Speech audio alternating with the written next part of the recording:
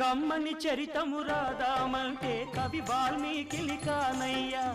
కమ్మని చరితము రాదామంటే కవి వాల్మీకి కానయ్యా. గానముతో కొలవాలంటే ఘన త్యాగయ్యను కానయ్యా. గానముతో కొలవాలంటే ఘన త్యాగయ్యను కానయ్యా. ఆశతో కోవెల కడదామంటే తహసీల్దారును కానయ్యా. ఆశతో కోవెల కడదామంటే తహసీల్దారును కానయ్యా. ఆఖరికి మనసిద్దామంటే అది ఏనాడో నీదయ్యా.